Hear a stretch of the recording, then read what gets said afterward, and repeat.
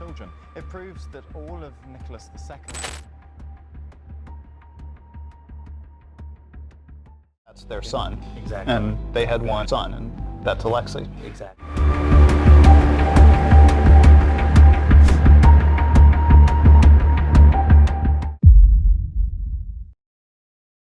For over a century, the Romanov story felt finished. An execution, a grave, DNA confirmation, case closed. But one detail inside the Tsar's blood refused to stay quiet. A genetic anomaly that didn't confirm the story, it questioned it. And decades later, that same anomaly would rewrite the ending. Before we begin, subscribe to the channel, because this story only reveals its truth at the very end. The illusion of a solved history. For more than 100 years, the Romanov fate appeared settled.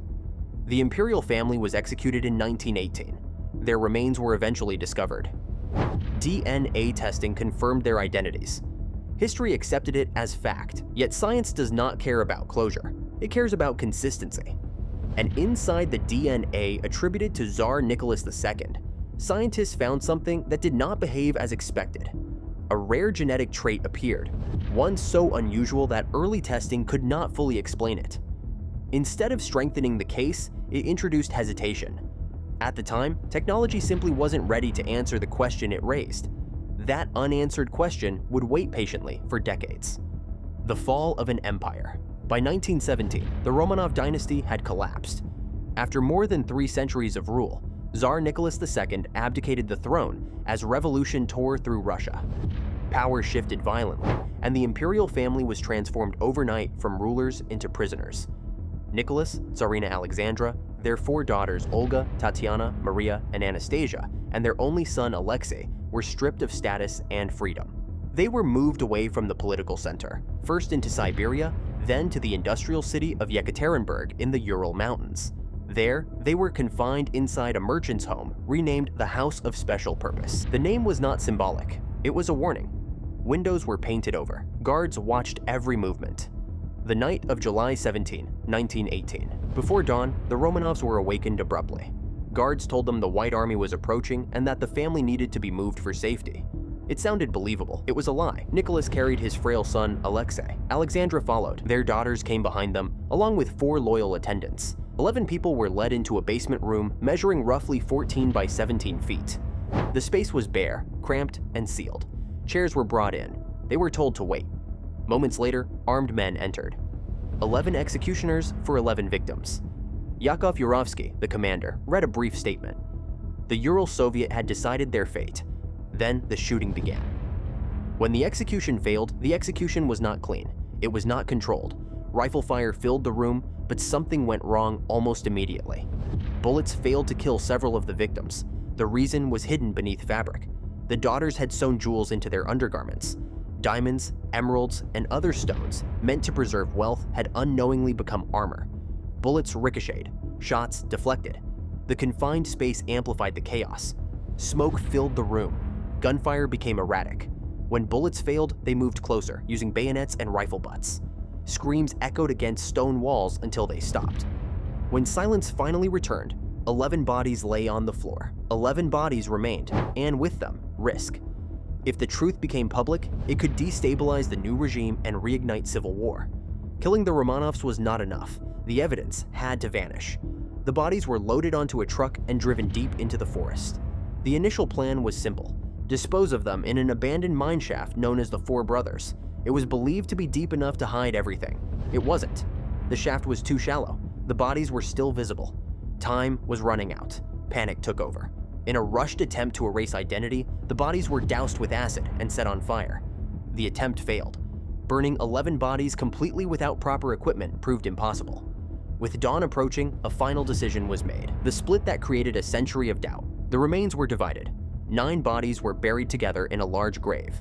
The remaining 2, Tsarevich Alexei and one of his sisters, were taken farther away and buried separately in a smaller pit, roughly 75 meters from the first site. The disturbed ground was disguised. The men swore secrecy. When they returned to the city, the official story claimed the family had been moved to safety. What they were really destroying was the possibility of reconstruction.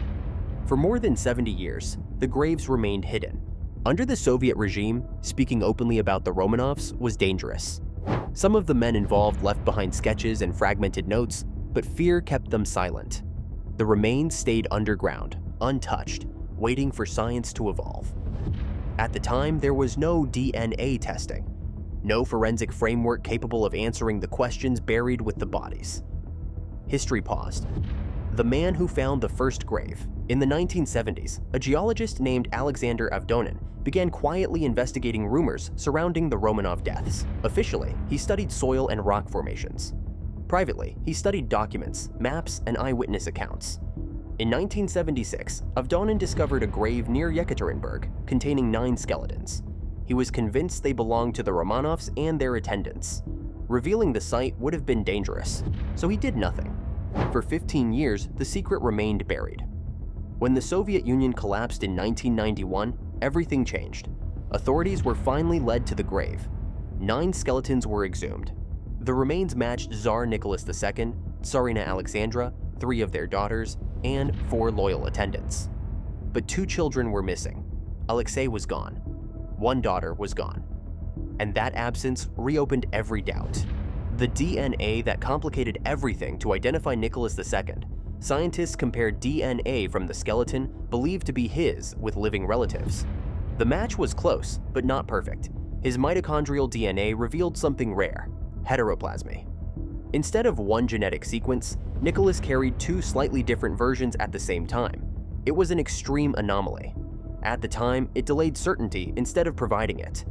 Conspiracy theories flourished, but science was not finished. The second grave, in 2007, less than 100 yards from the first burial site, a shallow pit was discovered. Inside were 44 charred bone fragments and teeth. No intact skeletons, no recognizable remains. This was not a failed burial. It was an attempt at erasure.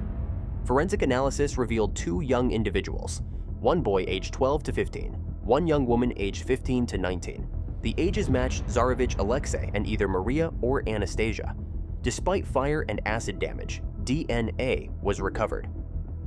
The detail that closed the case, both mitochondrial and nuclear DNA, confirmed the remains belonged to the children of Nicholas II and Alexandra.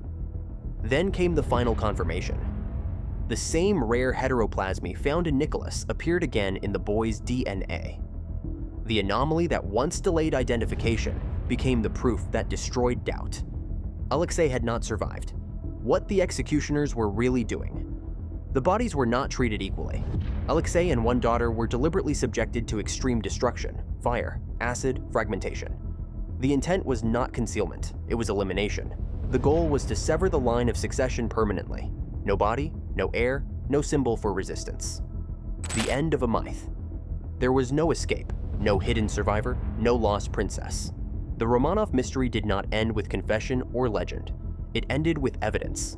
A single genetic detail survived fire, acid, and time. It reconstructed the night, it exposed intent, and it closed the last door left open by history.